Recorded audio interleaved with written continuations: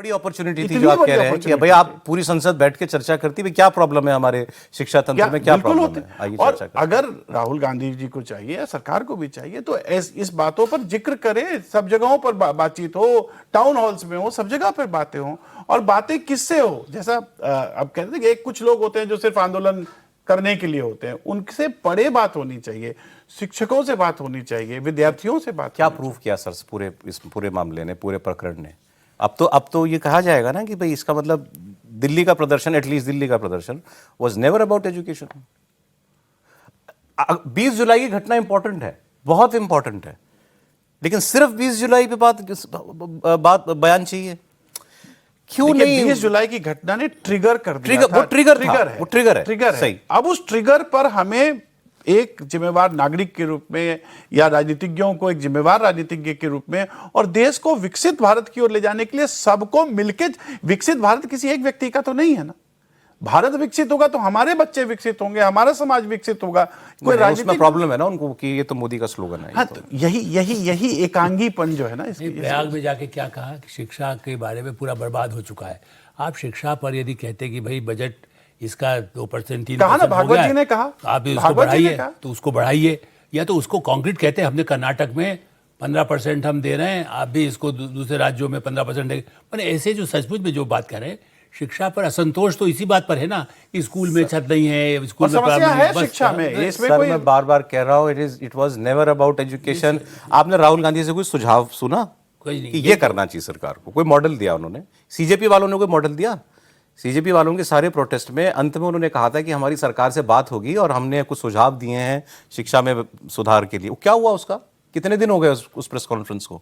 हमने तो दोबारा नहीं सुना कि उन्होंने वो मांग उठाई हो या दबाव बनाया हो सरकार पे। और इस केस में सौरभ बार बार जैसे एक बात अकाउंटेबिलिटी और रिस्पॉन्सिबिलिटी की थी ना, झारखंड वाले केस में अगर आप देखें तो जेपीएससी के जिस चेयरमैन खियांगते को आज गिरफ्तार किया गया है, तकरीबन 17 महीने वो कार्यकाल पे रहे, झारखंड के पूर्व मुख्य सचिव रहे हैं।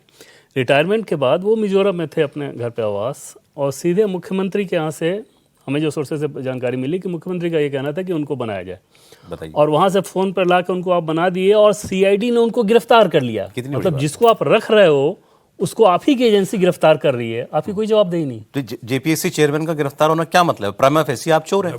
बिल्कुल यही मतलब है ना, कोर्ट जो करे वो करे, प्राइमा फेसी आपकी चोरी है, पकड़ी गई है। और आपकी जिसने नियुक्ति की है, हाँ, आप कह रहे हैं वो सीधे मुख्यमंत्री के निर्देश पर बुलाए गए, नियुक्त किया गया था, और उनकी कोई मनी लॉन्ड्रिंग के लिंक वहां पहुंच रहे हैं। गिरफ्तारी ऐसे नहीं होती है, मनी लॉन्ड्रिंग के लिंक पहुंच रहे हैं। और जो वो आरोप था 40 करोड़ का जो रैकेट था वो वहां पहुंच रहा था।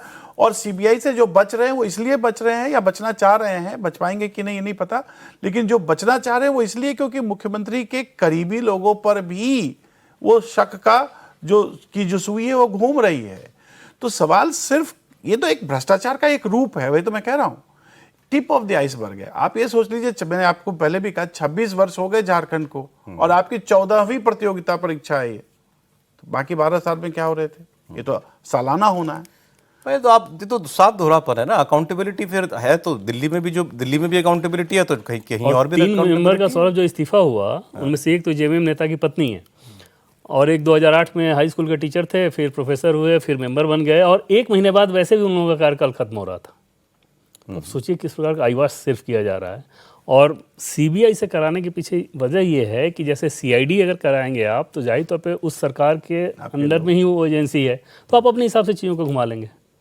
भाई अगर नौकरी बिक रही थी झारखंड में तो केवल जीपीएससी चेयरमैन तक ही बात जाएगी, सोचने वाली बात है ना। सीडीपीओ की नियुक्ति हो रही है, पता चला कि उत्तर प्रदेश से सारे लोग वहाँ पे जाके वहाँ पे कम्पीट कर रहे हैं। उसमें से एक ही डिस्ट्रिक्ट के 3 थे। जो तिवारी है जिसकी एजेंसी है, वो पता चला वो और उसके घर वाले लोग, उन लोगों का भी सिलेक्शन हो रहा है। मतलब जो एजेंसी यूपी में ब्लैक लिस्टेड है वो वहाँ एग्जाम करा रही है। मेरे ख्याल से वहां भी ब्लैक लिस्टेड है। वहां भी जो 2 एजेंसियां, एक जेपीएससी और एक जेएसएससी और मुझे लगता है जेएसएससी में वो भी ब्लैक लिस्टेड है, और दूसरा एग्जाम करा, दूसरा का एग्जाम करा। उसमें हिस्सा भी तो कांग्रेस का। देखिए बार बार जो बात हो रही है कि जो गड़बड़ हुआ है सीबीआई को देने के बाद, कांग्रेस का हिस्सा भी तो मालूम हो सकता है। जो भी पैसा मिला वो जरूरी राहुल गांधी के हाथ में डायरेक्ट थोड़ी कोई देता है। उनकी पार्टी के सरकार में बैठे हुए मंत्री बैठे हैं, दूसरे नेता बैठे हैं जिस पर सरकार डिपेंड करती है। तो सारा झगड़ा इसी बात पर है, किसी तरह से आप झारखंड की बात ना हो, वहाँ सीबीआई में ना जाए। सीबीआई इंक्वायरी तो कोर्ट भी ऑर्डर कर सकता है ना। वो तो कर सकते, वो तो ठीक है, वो तो उसके बाद है ना, लेकिन वो तो अभी movement चल भाई रहा है, यदि तो जो ये भी क्लीन होते तो राहुल गांधी खुद ही कहते हैं हाँ भाई मान लीजिए इसमें क्या दिक्कत है। यहाँ तो कई चीज़ों में कहते हैं सीबीआई इंक्वायरी होना चाहिए, इसकी इंक्वायरी होना चाहिए, चढ़ावा वाले में भी सीबीआई इंक्वायरी होना चाहिए, तो कांग्रेस तो वो डिमांड करती है। राहुल वहाँ पर गांधी- सीबीआई इंक्वायरी करने में क्या दिक्कत है? वो तो दिल्ली में सीधा पकड़ा राहुल गया। गांधी से कौन पूछेगा, और राहुल गांधी से पूछने पे जवाब मिलने वाला है आपको। यहाँ दिल्ली में पुलिस जो पुलिस वाले पिटे 20 जुलाई को, उनकी फैमिलीज प्रेस कॉन्फ्रेंस कर रही थी, तो एक रिपोर्टर ने पूछ लिया, वो प्रेस कॉन्फ्रेंस कर रही है परिवार, उन पर आपको क्या कहना होगा, आप बीजेपी के रिपोर्टर हैं। तुरंत इस एटीट्यूड के बाद तो कुछ नहीं बचता ना। वही है। आज उन्होंने आर्टिकल लिखा है अखबार में 20 जुलाई की घटना को लेकर के, 20 जुलाई 20 जुलाई 20 जुलाई 20 जुलाई, उसके अलावा कुछ नहीं चाहिए उन्हें। और लैंग्वेज तू तड़ा गृह मंत्री अमित शाह के बारे में जैसे बोल रहे थे, फिर ये कहना है कि करेज नहीं है, ये नहीं है, खड़ा नहीं हो पाएगा वो हमारे आपने सामने। आज तक एक साक्ष्य दिया क्या? क्या साक्ष्य दिए आपने? क्या संसद के अंदर कोई साक्ष्य दिए हैं क्या? क्या संसद के बाहर आपने कोई साक्ष्य खड़े किए हैं क्या? अब किसी को यहां खड़ा कर दिया, किसी को वहां खड़ा दिया, इससे नहीं चलती है। जो विधिक व्यवस्था, न्यायिक व्यवस्था, जो एक प्रक्रियात्मक व्यवस्था है, वो बड़बोलेपन से नहीं चलती। अरे भाई झारखंड वाला ये जो है, ये घंटी उतार पाएंगे हेमंत सोरेन किस तरह? मतलब झारखंड में देखिए, झारखंड में समस्या है और झारखंड की समस्या बहुत गंभीर समस्या है, और मैं तो कह रहा हूं कि एक पूरा घंटा लग जाएगा उसको चर्चा करने में। कि आप समझिए कि एक उदाहरण दे देता हूं, पूरे देश में जो GER है, ग्रॉस इनरोलमेंट रेशियो, वो लगभग 30% का, झारखंड का 19% का। तो आप खुद ही समझ लीजिए कि झारखंड कहां है। नहीं, मैं तो ये पूछ रहा हूं, आपको लगता है हेमंत सोरेन के पास अभी भी वो विंडो है कि वो इस क्राइसिस को डिफ्यूज कर सकें? समय तो नहीं है उनके पास, समय नहीं है। और ये मुझे लगता है कि सीबीआई, अगर वो सीबीआई से कम से ये मानेंगे भी नहीं। और सीबीआई अगर वो तटस्थ हैं, और अगर वो, आज तो उन्होंने कह दिया हम बात भी नहीं करेंगे, स्टूडेंट्स ने। अब जब तुमने लाठी चला दी है तो अब बात करने का कोई मतलब नहीं, अब तो मानो। मुश्किल होगी। मुझे लगता नहीं है कि जिस प्रकार से, एक देखिए क्या होता है ना, कि एक बड़ी अच्छी अंग्रेजी में कहावत है, things become political at a particular point in time. ये जो विद्यार्थियों का मुद्दा है ना, ये आक्रोश का मुद्दा है, और ये इस बॉइलिंग पॉइंट पे पहुंच गया कि जहां से आप ये सोचिए, अगर धर्मेंद्र प्रधान का इस्तीफा हो सकता है, तो सीबीआई, तो अब ये लेके ही लौटेंगे छात्र अपनी मुझे तो यही लगता है कि बात। सर, आपको क्या लगता और है? दूसरा देखिए, आदिवासी, आप जिस बात को ये बात हमेशा कहते हैं दलित पिछड़ा जाति कौन सी है आप पत्रकार की, वहाँ पर तो आदिवासी बड़ी संख्या में है उस स्टेट में। शिबू सोरेन की फोटो लेके प्रोटेस्ट कर रहे हैं। मैं इसलिए कह बिरसा रहा हूं, मुंडा की फोटो लेके प्रोटेस्ट आप कर रहे देखिए हैं भाई। ऐसी स्थिति में राहुल गांधी उन आदिवासी, जो वो अभी आप उसको वोट के हिसाब से भी आप कहें, तो उन आदिवासी बच्चों के लिए क्या कर रहे हैं? सबसे बड़ी इस बात पे भी ध्यान दिया जाना चाहिए कि वो तो, लेकिन वो कुछ करना नहीं। मेरा ये मानना है कि वो, ये ठीक है कि या तो छात्र, उनमें से कुछ लोग, परीक्षा कैंसिल करने वाला भी एक मुद्दा है साथ में, वो तो हो गया। और सीबीआई वाले पर भी उसको लेकर के उनको, नहीं एक और परीक्षा है, हाँ, एक परीक्षा एक कैंसिल करने की और मांग कर रहे हैं, और कर एक रहे की हैं। सीबीआई की जांच तो की इसलिए मांग कर रहे हैं। एक दो और मांगे हम। यदि उन बच्चों के लिए आप सोचिए कि देखिए यहाँ उनकी स्थिति तो और भी कमजोर है। एक ऐसे लोग जिनको स्ट्रेचर पर जाकर के प्रदर्शन करने गया है आज भी। अब देखिए उस तरह के समर्थक वहाँ पर हैं। मैं तो मानता हूँ कि देखिए वो तो आए थे अभिजीत, और वो लोग तो अमेरिका से सीधे, यहाँ पर जेन्युइन लोग जो झारखंड के बच्चे हैं वो कर रहे हैं। मेरा कहना है दिल्ली से इसका फिर भी अंतर है। इसलिए शालीन है, इसलिए आपने देखा कि कोई एग्रेसिव नहीं हुआ है, इसलिए आप देखें कोई गल्लम गाली नहीं है। तो वो इसलिए है क्योंकि वो जो लोग हैं वो वाकई त्रस्त लोग हैं, और वो जानते हैं इस बात को, और वो जानते हैं कि उनका भविष्य बेहतर हो। तो विधि व्यवस्था का भी डर है, लेकिन उनमें आक्रोश है, लोकतंत्र उनको इजाजत देता है, उस लोकतांत्रिक प्रक्रिया से वो कर रहे हैं। देखिए, तो इसमें सबसे बड़ी बात तो जो आप कह रहे हैं उसके समर्थन में, कि उन्होंने कोई इस्तीफा डिमांड नहीं किया। उनको पता है इस्तीफे से क्या होना है, बिल्कुल एक हटेगा दूसरा आ जाएगा। उन्होंने सीधे कहा हमारा पेपर चोरी होता है, हमारी नौकरी चोरी हो रही है, इसकी सीबीआई। तो वो इसलिए वो राजनीतिक शोबाजी नहीं है। झारखंड में चपरासी टीचर से लेके अधिकारी तक वो सबके रेट बंधे होते हैं, और अगर आपके पास 20-25 लाख रुपए से लेकर 1.5 करोड़ रुपए तक है तो आप वहाँ पे सरकारी नौकरी पा सकते हैं। उस तरह का पूरा सेटअप बना हुआ है, और उसी सेटअप के खिलाफ ये आक्रोश है कि अब एकदम से बॉइलिंग पॉइंट आ गया है कि भाई हद ही हो गई अब तो, और अब इसमें सुधार होना चाहिए। आपको क्या लगता है क्यों सीबीआई से इतनी दूरी बना के रखे हुए हेमंत सोरेन? दो चीज़, पहली बात तो ये कि जो दूसरा वाला कैटेगरी है ना, स्टाफ सिलेक्शन वाला, उसमें बहुत सारे नेताओं के नियर एंड डियर वन उसमें चपेटे में आएंगे, पैसे का ट्रांजैक्शन। तो जैसे ही सीआईडी आपके पास होगी, सीआईडी उस मामले की जांच करेगी, तो एक तो ये कि आप अपने हिसाब से चीज़ों को मैनिपुलेट कर सकोगे, और दूसरी चीज़ कि पॉलिटिकली बहुत ज़्यादा प्रेशर ना बनाया जा सके, तो दूसरे खेमे के लोगों को भी पकड़कर आप आर्म ट्विस्ट कर लेंगे कि भाई अगर हमारा आएगा तो तुम्हारा भी आएगा। तो वो मैनिपुलेशन वहाँ संभव है।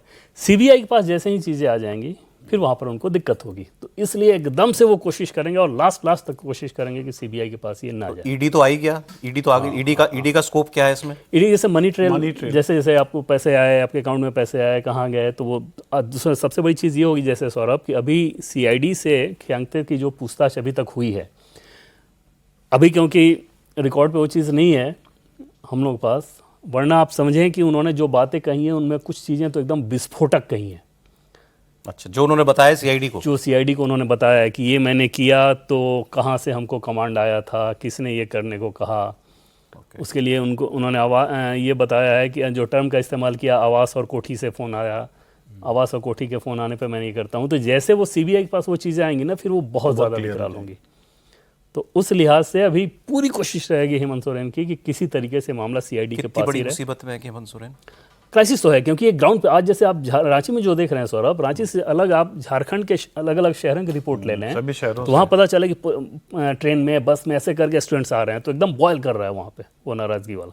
और अभी तक इसका एक दूसरा पहलू कहें कि उस बॉइलिंग पॉइंट का कोई पॉलिटिकल पार्टी इंक्लूडिंग बीजेपी में, मुख्य विपक्षी पार्टी बीजेपी ही है, वो कोई फ़ायदा उठा ले, ऐसा होता नज़र नहीं आ रहा।